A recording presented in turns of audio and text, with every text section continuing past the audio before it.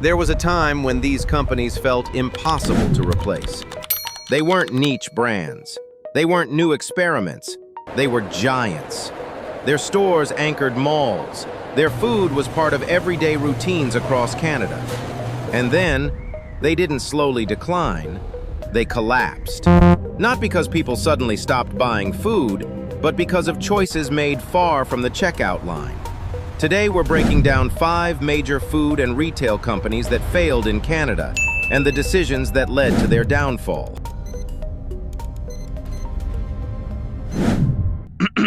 Before we continue, it's important to be clear about one thing. This isn't based on rumors, and it isn't speculation. Every company in this video filed for bankruptcy, shut down locations at scale, or officially exited the Canadian market. What you're about to see isn't an attack on brands or a judgment of people who worked there. It's an analysis, a look at 5 food-related companies that failed in Canada, and the business decisions that led to it. Number 5. At its peak, Sweet Tomatoes, also known as Soup Plantation, felt like a safe choice. Families came here, health-conscious customers trusted it, and for years the idea was simple: fresh salads, warm soups, and unlimited choices.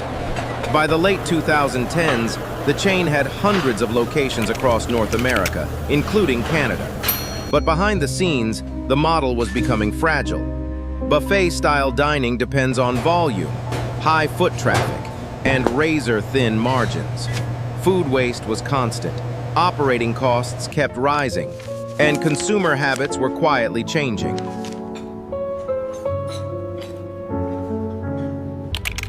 Then came 2020.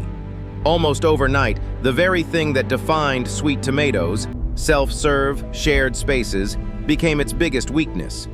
With dining rooms closed and safety concerns rising, the buffet model stopped working. In 2020, Sweet Tomatoes and Soup Plantation filed for bankruptcy and shut down all remaining locations. A brand built on abundance couldn't survive a world that suddenly demanded distance. And just like that, a familiar name disappeared. Sweet Tomatoes wasn't alone. Ranked in 4th place across Canada, local buffet chains began disappearing one after another. These weren't national headlines, they were neighborhood staples, family-owned buffets, mall-based restaurants, places people had been visiting for decades. But behind the scenes, the pressure was building. Buffets rely on high volume and thin margins. Rising food costs made waste harder to absorb. Rent kept increasing, and fewer customers were willing to return again and again. Even before 2020, many local buffets were already struggling. Then the pandemic accelerated everything.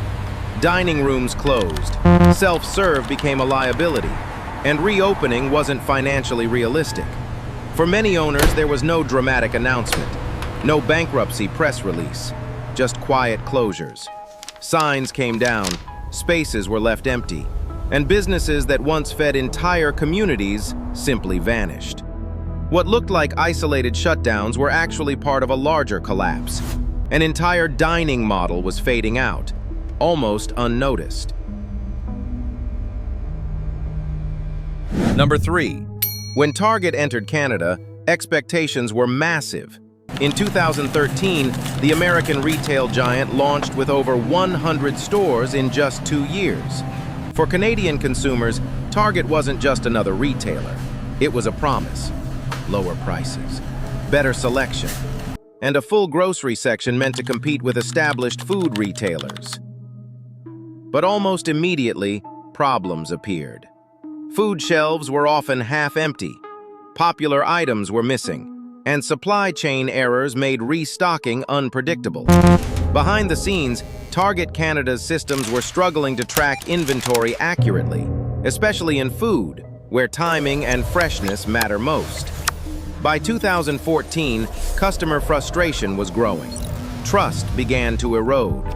Despite generating billions in sales, the company was losing money fast. Industry estimates suggest Target Canada lost over $2 billion in less than 2 years. Food played a critical role in that loss. Unlike clothing or home goods, food failures are noticed immediately. Empty shelves, expired products, inconsistent availability. By early 2015, the decision was made. All Target Canada stores would close. Over 17,000 employees lost their jobs, and suppliers were left with unpaid contracts. Target didn't just exit Canada, it collapsed. And the failure of its food operation was one of the clearest warning signs that something was fundamentally wrong.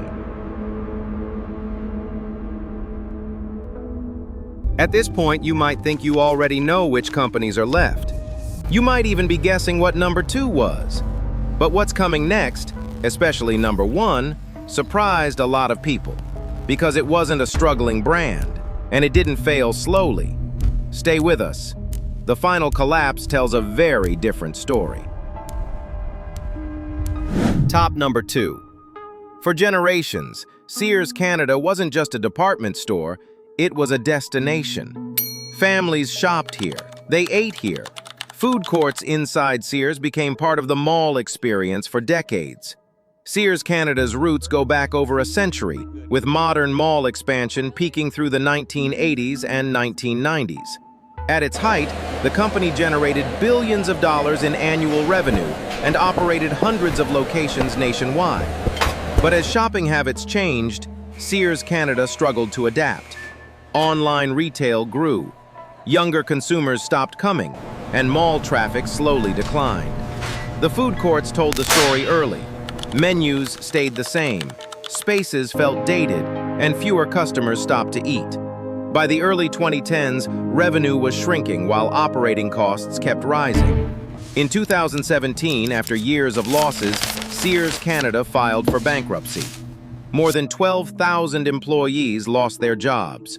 Hundreds of mall food courts and cafe spaces shut down. For malls, the closures left massive empty spaces. For workers, there was little warning. And for customers, a familiar routine vanished. Sears Canada didn't collapse overnight. It faded slowly, and then all at once. And the decline of its food courts was one of the clearest signs that the business was already in trouble.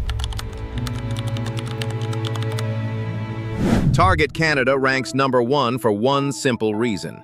Its collapse was fast, its impact was massive, and it directly affected how Canadians bought everyday essentials. This wasn't a slow decline. When Target entered Canada in 2013, the expansion was aggressive. More than 100 stores opened in less than 2 years. Entire retail spaces were rebuilt almost overnight. But speed became the problem. Target didn't fully understand how Canadian consumers shopped, especially for food. Grocery pricing expectations were different. Supply chains were tighter, and reliability mattered more than variety. Food sections were meant to anchor the stores. Instead, they became the weakest link. Shelves were inconsistent. Popular items were often missing. Fresh food wasn't replenished on time. And when food fails, customers notice immediately.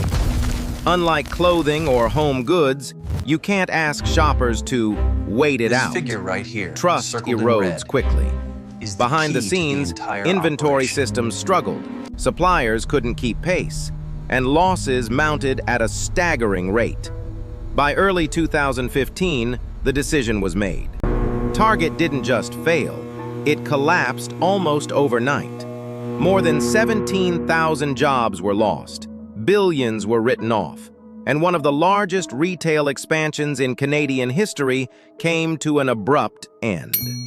Target Canada became a case study, not of ambition, but of what happens when food and everyday needs are treated as an afterthought. These companies didn't fail by accident. The warning signs were there. Most people just didn't notice. Stay with Food Truth North and see you the next video.